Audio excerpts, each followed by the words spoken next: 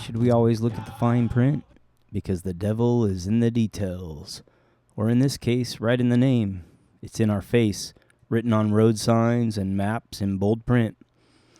It has become clear to me that there has been a coordinated effort by several groups in government to include the U.S. military, Forest Service, state parks, federal parks, and of course the politicians to rename many sacred and other sites of beauty, historical, or of prominence after the devil. It is my opinion they do this to honor their connection to said religious character, and they keep these names for almost 150 years against protest, with their only reasons being they estimate tourism would fall and so a loss of revenue, or they claim historical prominence. Hey, we've honored the devil this long, we can't stop now. And what of the historical prominence that came before the colonialists? And they do this while holding office and claiming to be Christians down at their church. Take, for instance, America's very first national monument they call the Devil's Tower. Now let's think, it's the late 1800s.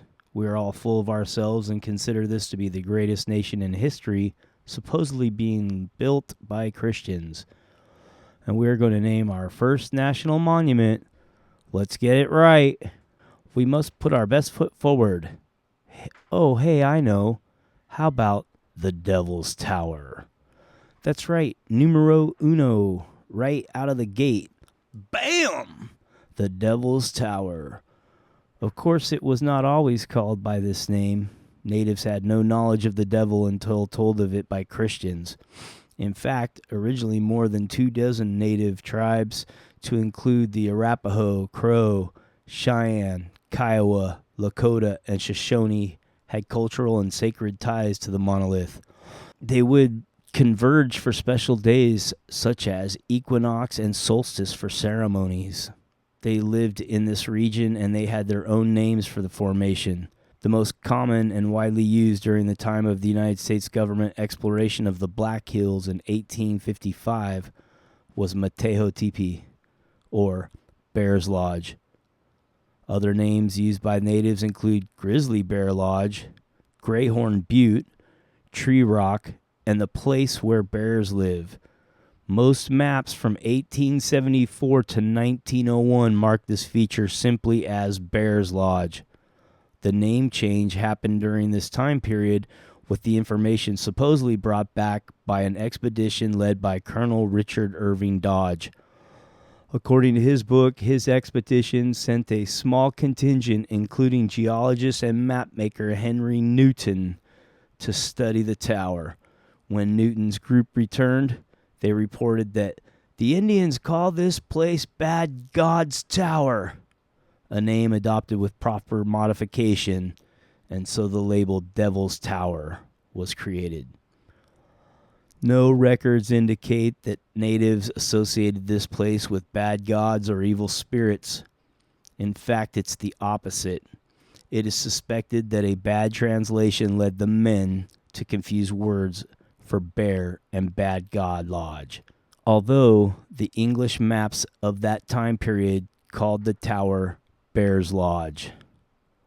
Although the English maps of that time period called the tower Bear's Lodge. And as you see, this map proudly displayed currently by the National Park Service on their website, and the caption that reads, "Map showing Black Hills and surrounding area from Lieutenant G.K. Warren's 1855 expedition." The label Bear's Lodge can be seen in the northwest corner of the Black Hills. The label is written in English.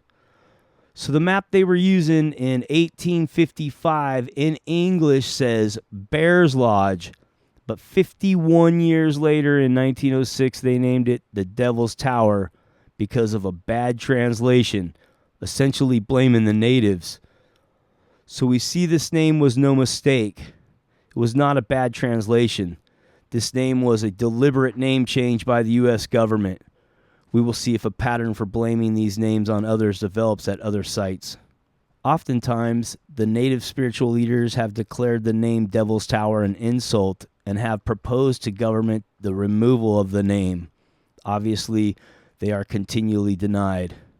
As recently as September 16, 2015, Wyoming Senator Mike Enzi and Wyoming Representative Cynthia Loomis introduced bills. The purpose of both bills is to permanently retain the name Devil's Tower for both the geologic feature and the populated place. They want no more protesting the name. That's the purpose of the proposal. Cynthia Loomis says she is a Lutheran, but she's not very proud of it in her bio. On the other hand, Senator Mike Enzi speaks up in his bio. Enzi is an elder at the Presbyterian Church and taught the high school Sunday school class for more than 10 years. I wonder if old Mike ever taught those students looking for spiritual connection about the significance of Matthew 7:15 and 16. Beware of false prophets. They come to you in sheep's clothing, but inwardly they are ravenous wolves. By their fruit you will recognize them. Are grapes gathered from thorn bushes? Are figs from thistles?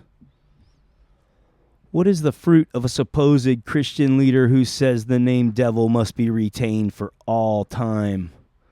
So do Christians honor sacred ground maintaining that name? Is this what Lutherans and Presbyterians want as a whole? And these two are speaking as leaders of those churches? I think not.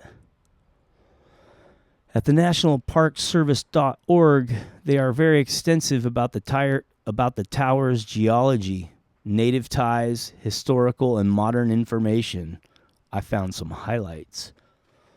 Under the heading Cultural and Spiritual Connections, the connections which tie American Indian culture to the place known as the Devil's Tower are both ancient and modern. Oral histories and sacred narratives explain not only the creation of the tower, but also its significance to American Indians. They detail the people's relationships with the natural world and establish those relationships through literal and symbolic language.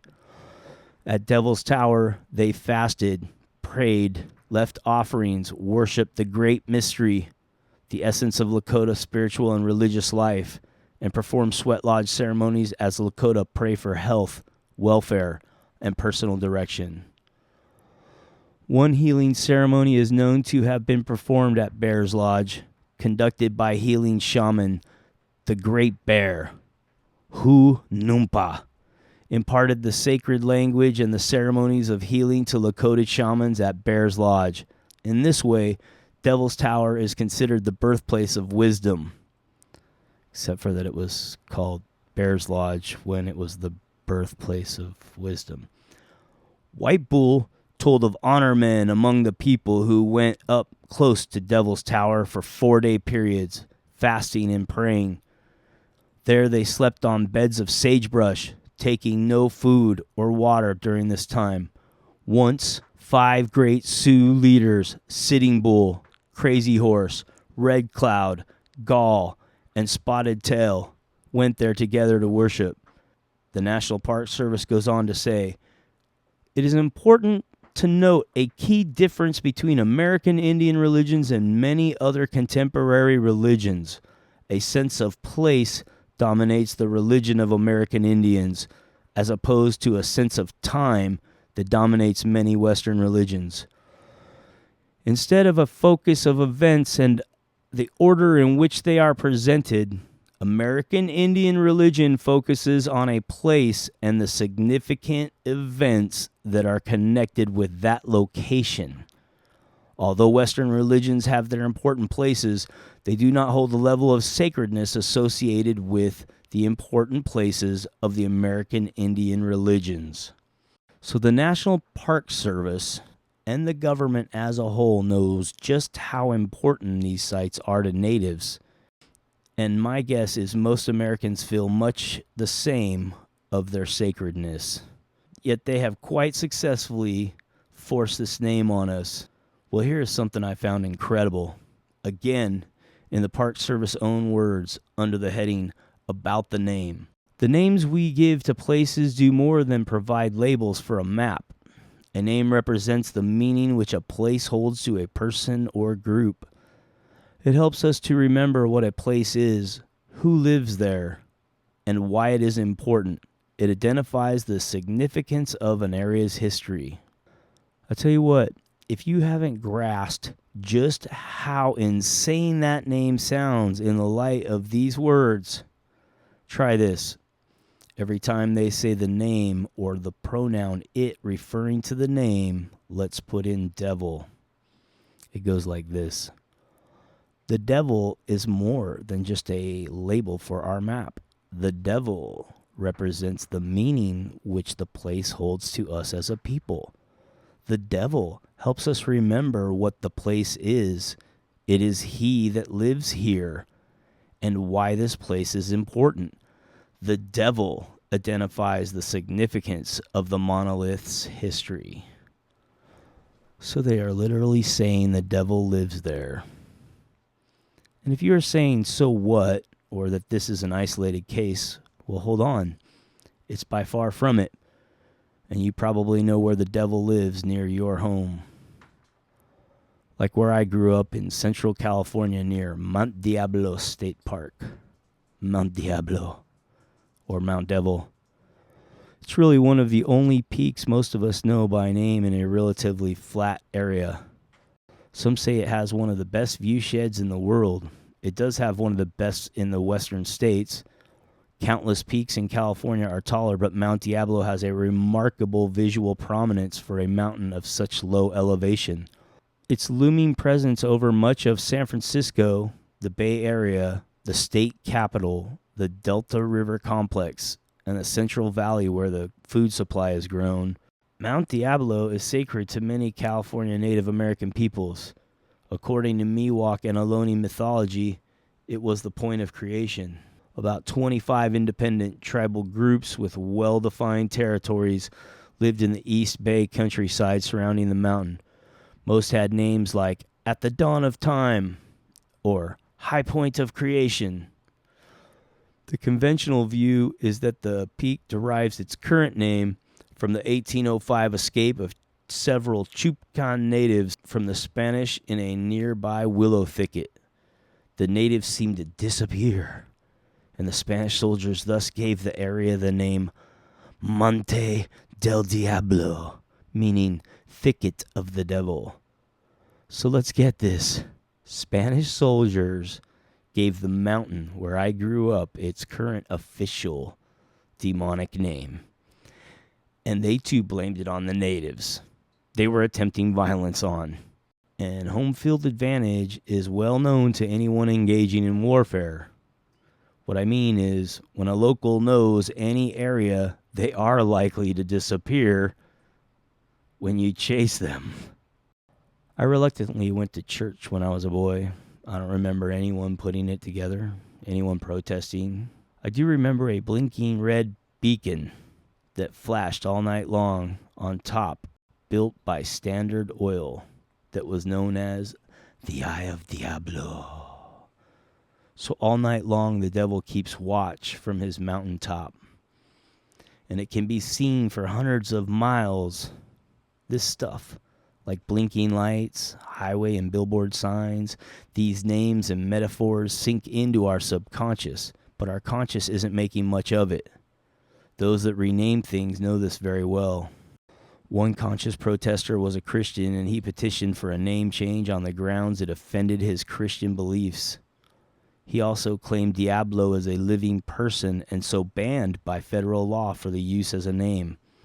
He tried 2 times to get it named after their own beloved Ronald Reagan and was denied. They denied him with a unanimous vote, claiming historical significance. I bet every one of those politicians profess to be a Christian, but when they vote, they display their fruits. The devil holds high sacred ground once again. The Devil's Courthouse at 5,720 feet, which presides over some of the most spectacular views in the Blue Ridge Mountains. Visitors can see into South Carolina, Georgia, and Tennessee in a 360-degree panorama. The Devil's Courthouse may have received its name because of a sinister aspect of the rock formation, or because, as legend holds, the devil held court in the cave that lies beneath the rock. In Cherokee lore, this cave is the private dancing chamber and dwelling place of the slant-eyed giant Judacula. So natives said a giant danced there, and the colonialists named it for a judgmental devil. There are several Devil's Peaks around. The one in my home state of Washington is at the high point of the Salmon Huckleberry Wilderness and is one of the only forest lookouts to get maintained for historic value and open to the public. You can see all the way to Mount Hood and Devil's Tooth monolith. There's also a Devil's Peak in Montana that overlooks a lot of devil places such as Devil's Thumb, Devil's Basin, and Devil's Lake. Another Devil's Peak of interest is in Santa Barbara, California, located on Santa Cruz Island, owned by the Nature Conservancy. It is the highest mountain on an ocean island in the 48 contiguous states. Visitation is limited to authorized individuals. There are a couple of Devil's Heads, the one in Maine offering several great lookouts of the St. Croix River and the lands to the west, were used for millennia by natives for fish and clams. And in Colorado, Devil's Head is a distinct granite rock outcropping in the Front Range west of Castle Rock. A must-do hike. The only fire lookout in Colorado that is staffed by the National Forest Service. This grants it a spot on the National Register of Historic Places with views of 100 miles in all directions. Boy, the devil loves his views, that's for sure. Devil's Thumb is the prominent spire that can be seen from just about anywhere in Boulder along the skyline of the Flatirons. There's also a Devil's Thumb in Alaska, which the natives called the mountain that never floods, and they said it housed them during the deluge. When I was growing up, my great-grandparents had a beautiful isolated rustic cabin in the Sierra Nevadas. I remember how happy the family was when we would spend time there. I also felt a presence I never felt in church. I felt connected more so than on any ball field, park, river, or farm back in our small town. Something indescribable. Since I can remember, I have always loved the mountains. When I joined the Army, I was an unassigned ranger, which meant Georgia or Tacoma, Washington. I willed it so, and I got orders to Fort Lewis. I spent much time climbing and skiing the beautiful, epic Cascades with friends. There's a huge mountain here, over 14,000 feet, renamed to Mount Rainier. Natives called it Mount Tacoma, which means Great White Mountain. Seeing it for the first time is akin to loud thunder. She has a powerful voice. After I started to look into this, I half thought Rainier was going to be French for Satan, but it turned out to be a British sailor that fought against the United States in the War for Independence. An enemy sailor, huh? Well, that stinks enough, but me being me, I dug a little deeper into the root of the name. And where the trail ended, Rainiero. Reignero. As in descendants from the reign of Nero, the Roman emperor known to have burned oil-soaked Christians to light the streets, killed his mother, himself, and burned the city down. So they didn't rename Mount Tacoma after the devil, but a close disciple, I would say. Also, multiple Devil's Domes. The one in Washington has breathtaking peaks and overlooks the Devil's Pass and Diablo Lake. There are multiple Devil's Dens. The large stone outcropping in Gettysburg is a well-loved tourist spot for ghost hunters and children. Lots of folks died there in battle, and people say the stones would fit together to form a pyramid if stacked on one another. In Arkansas at the Devil's Den State Park, it's advertised as a historic treasure, and visitors make memories that last a lifetime. Another Devil's Den in Florida, and in Wyoming, their Devil Den is said to resemble a cloven hoof And they mention, it's remarkable that so many of the curious freaks of nature in the mountains are dedicated to some part of the person or dominion of the devil, though partly accounted for in the fact that many of these startling appellations were suggested by the old mountaineers and trappers. So again, the government that actually is naming these places are saying, wasn't us, pointing fingers, this time at mountaineers. But yet government keeps the names. So again, trappers, yeah, right. Devil-worshipping politicians, that's who. Also in Wyoming, there's the historic Devil's Gate, which is a cleft tore into the mountain. It was said to be caused by giant beasts with tusks. But again, it's not called giant, beast, or tusk. The devil holds ground. Another Devil's Gate in the Great Salt Lake Basin area, located in the west end of the canyon where the water flows to the Salt Lake. There's a Devil's Slide in Utah. The slide or chute, as it appears, consists of two huge 40-foot slabs of limestone rocks extending parallel to each other up the mountainside. New York has a Devil's Path on Indian Head with spectacular views of the Catskill Mountains. So the Devil's Path walks on Indian Heads. Sick. The Catskills also have the Devil's Tombstone. So let's bury the fucker then. There are a couple of Devil's Gardens, one here in Washington, and there's one in Moab, Utah, that is said to be a great home base for the exploration of the Arches. Researching this subject was a test of my endurance, so please bear with me. I know it isn't easy getting through all of this, but this is the world as named by government, the government that many of us still get involved in, believe in, and expect protection from. Devil's Head in Colorado, Devil's Fork State Park in South Carolina, Devil's Chasm in Arizona is a native ruin said to be in spectacular condition. In South Dakota, they have a Devil's Gulch State Park, which houses the Devil's Stairway.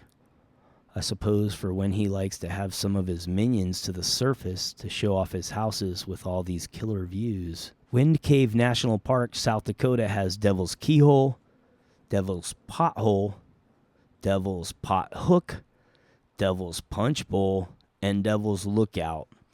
And again, it is often said that the devil was watching people from the top of this passage.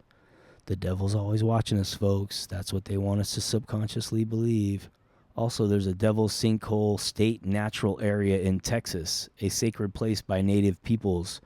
Texas indicates that these features were often used for burial of the dead, and they placed integral roles in the sacred as well as the physical landscape of the Native Americans. Also in Texas, the Devil's River, which was previously known as San Pedro. But soldiers said, owing to the difficulties we had in extricating ourselves from the deep ravines and mountains which encompass it for many miles from its mouth, we named it the Devil's River. So whiny soldiers named it the Devil's River, and so it still is today. There is a Devil's Hole in Death Valley, a spring-fed oasis that houses the Devil's Hole pupfish at a federal reserve. So in the desert at Death Valley, the devil lives at a federal oasis. You must think I'm making this shit up, huh? I like all kinds of music, so I have found myself having a mighty good time on more than one occasion throwing up devil horns hand signs along with the band and audience at heavy metal concerts. It's not that I believe the devil was real and I was honoring it. I was just having fun. Maybe a hint of Christian mockery. Maybe being too much of a follower. But that was easy to ditch when I saw a compilation of celebrities, politicians, many church evangelists, and even the Pope throwing up devil horns. Man, I can't be doing anything similar to those squares. I came up with my own hand sign. They can keep those horns and most of that music.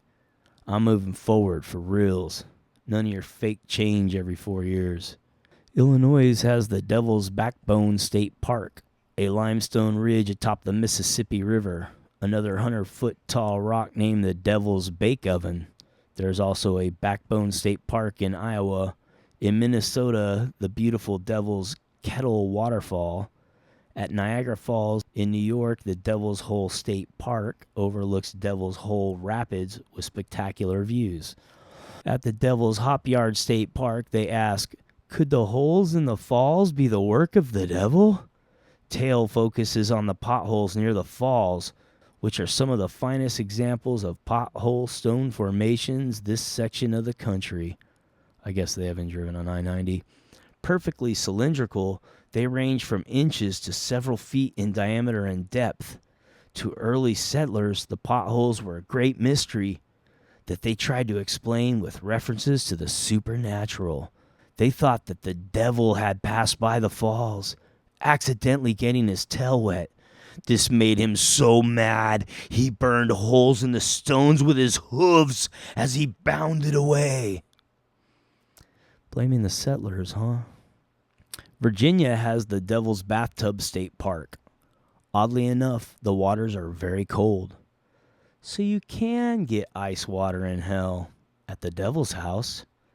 Oregon has the Devil's Punch Bowl State Park, which provides panoramic views of the ocean and great whale watching. The Devil's Lake State Park, Wisconsin, was previously named Sacred Lake by the Ho-Chunk. Well, now, the devil can't have natives calling bodies of water sacred. Bring in the good old government to rename it for their main man. South in California, the Devil's Post Pile National Monument is one of the most recognizable geologic features in California's Sierra Nevadas range. In the late 19th century, sheep herders associated the strange outcrop with more sinister forces, naming it the Devil's Woodpile, which later became Post Pile. So the sheep herders named it this time, eh? Why, those devil-worshipping sheep herders. I bet they weren't too nice to those sheep either. Seems like a metaphor for government in there. The places with these names continues, but I couldn't get to all of them, so here's my last couple. 7 devils. 7 men on horseback who were interested in developing the mountain with 7 peaks encountered a rumor that there was an old man who had 7 sons as mean as the devil. The founders wanted a catchy, unique name that would bring attention to the mountain. They noticed the repeated appearance of the number 7, including the 7 prominent rocky peaks surrounding Valley Creek, and also the coincidental references to the devils. And yet another 7 devils in Idaho, where the mountains include the Ogre, Tower of Babel, Mount Baal, She-Devil, He-Devil, and yes, they too have a devil's throne. Maybe you're thinking, so what? They name mountains after all kinds of stuff. Well, go look for names Jesus, Moses, Buddha, Krishna, Sitting Bull, Angel Mountain. Mostly crickets, that's what you'll find. The occasional few angel lakes and peaks, often very difficult to access like strenuous hikes. The only national park is Zion, which is mostly a Jewish reference, although adopted by Rastas. Zion has an Angel's Landing, where deaths have been reported and officials have been quoted as concerned about all the blood on top of Angel's Landing. An Angel's Peak in New Mexico is under the Department of Interior. It has a 6-mile gravel road to a small campground where folks are most likely to be greeted by rattlesnakes. Another Angel Peak is in Las Vegas that is an Air Force radar observatory. Also in Nevada, there's an Angel Lake that is actually named after the local rancher, Warren Angel. There is an Angel Island State Park in California that has a rich history to include coastal Miwok natives which were removed for a cattle ranch. Then it housed immigrants, a jumping off point for soldiers in World War II. Then the POWs were held there. Then a missile base. It later became a state park in 1958 and still holds Coast Guard units. It appears the Angels have a long history of being with soldiers. And in Kentucky, there's a Kingdom Come State Park, and it is named after the novel The Little Shepherd of Kingdom Come. And no other national parks with pro-mystic names. There is private property. Some churches that own retreats where they name their private hilltops Angel Mountain. There's a privately owned Crazy Horse Mountain. There's a peak in Colorado with the same name as my favorite historical native, Red Cloud, but the mountain is named after its color, not the chief. What spiritual folks get is dollar, dollar bill, y'all. In God we trust. And the very spiritual settings of cities like Angels Camp, Los Angeles, and Mount Angel, Oregon. Unless you are scared, ignorant, joking around, wearing a costume, a school mascot, or an actual devil worshiper, you wouldn't wear a medallion with the devil on it, would you? That would be bad juju. Yet, that's what the government has done. They have taken these sacred places and put their master's name all over them, literally spelling out who they honor. They deny those of nature and spirit when we try to get them renamed to something with positive vibrations. Now they even try to enact laws forbidding name changes. Sounds like these devil names are very important to these low vibration beings. We do not have to believe in the devil for others to believe to the point of worshiping. They leave their calling card all over things. It's thorns and thistles. And we are led to believe there is a separation of church and state. If so, would we not keep deities off of federally named monuments, especially the deity of the satanic church? How much of our tax dollars have went to plastering the devil's name on signs and such all over this great land for over 100 years?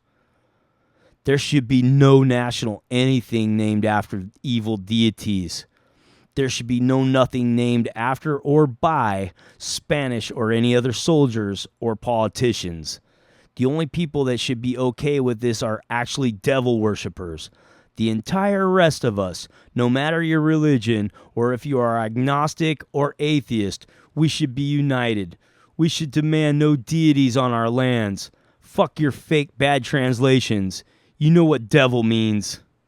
This information has always been right out in the open. And it is clear to me, at least, that the top levels of government have, since their inception, and continue to this day, to be devil worshippers. Wake up now!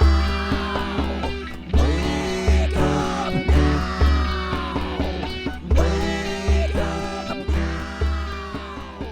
Even though the scope of this video is only the names of sacred grounds, there is much more evidence to assist wrapping your head around that fact. Well, one could say they do this not to worship, but because they want to push fear in every aspect of our lives. So the devil's always looking over you, just being a continuation of childhood when Satan Claus can tell if we've been naughty or nice. No matter what their motive, if government was really for the people, by the people, blah, blah, blah. I say again, there would be no national anything named after evil deities. There would be nothing named after or by Spanish, British, or any other soldiers or politicians. They demand you to honor their flag while they piss on our sacred ground. But we do not need their permission. We maintain control of our own voice. If we wish, we could never even whisper their beloved's name from our lips ever again. And so now that we are beginning to tap into our power, let me introduce you to Mateo Tipi, Bears Lodge.